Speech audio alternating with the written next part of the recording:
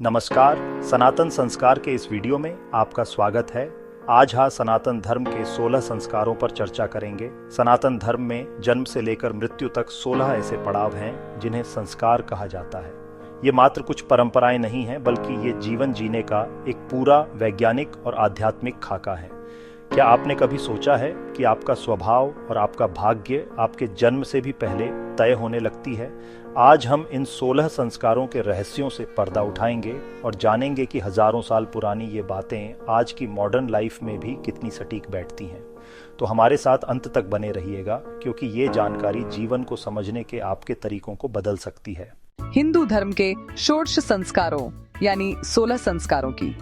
संस्कार शब्द का मतलब ही है शुद्ध करना या बेहतर बनाना।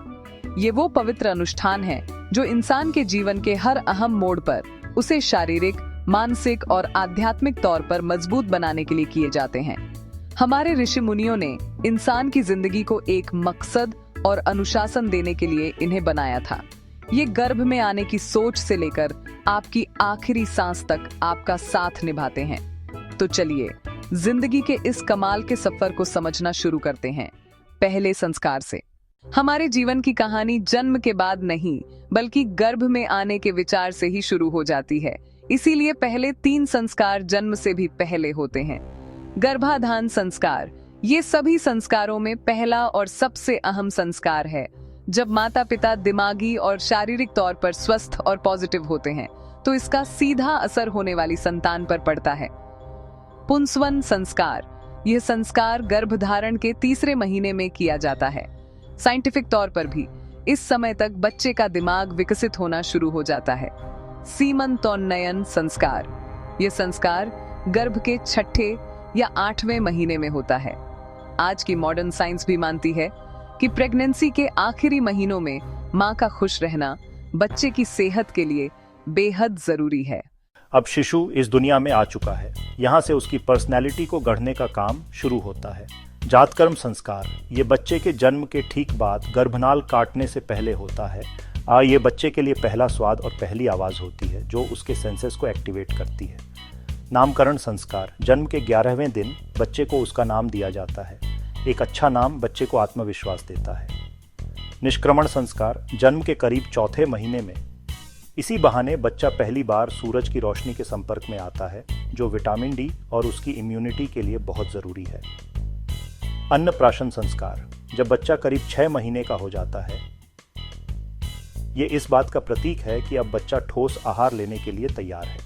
चूड़ाकर्म मुंडन संस्कार, ये संस्कार बच्चे के पहले 3रे या 5वें साल में होता है। वैज्ञानिक तौर पर देखें तो इससे सिर साफ सुथरा रहता है, ब्लड सर्कुलेशन बेहतर होता है।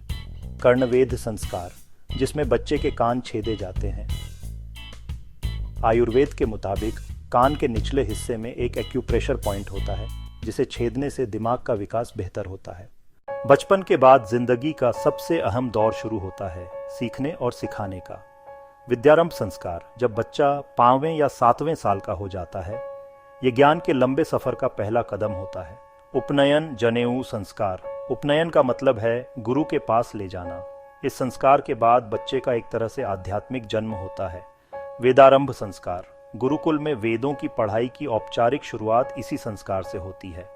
केशांत संस्कार, इसमें ब्रह्मचारी पहली बार दाढ़ी मूंछ साफ करता है और गुरु को दक्षिणा देता है। समावर्तन संस्कार, इसका मतलब है घर लौटना। यह ब्रह्मचर्य जीवन के अंत और गृहस्थ जीवन में प्रवेश की तैयारी का प्रतीक है। अब व्यक्ति परिवार और समाज के प्रति अपनी जिम्मेदारियों को उठाने के लिए तैयार है। विवाह संस्कार, यह सनातन धर्म का सबसे बड़ा और महत्वपूर्ण संस्कार है। यह सिर्फ 2 लोगों का नहीं, बल्कि 2 आत्माओं और 2 परिवारों का पवित्र बंधन है। 7 फेरे और 7 वचन इस रिश्ते की नींव हैं, जो पति पत्नी को जिंदगी भर एक दूसरे का साथ निभाने की जिम्मेदारी देते हैं। जीवन का आखिरी सच मृत्यु है, और सनातन धर्म इसे भी एक संस्कार की तरह अपनाता है।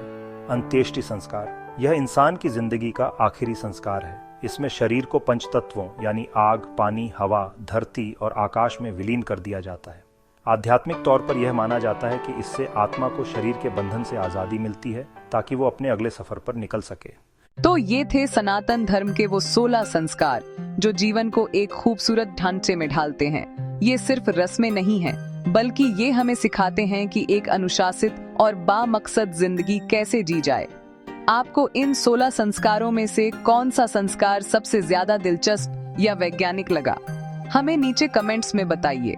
क्या आपके परिवार में इनमें से कोई संस्कार मनाया जाता है?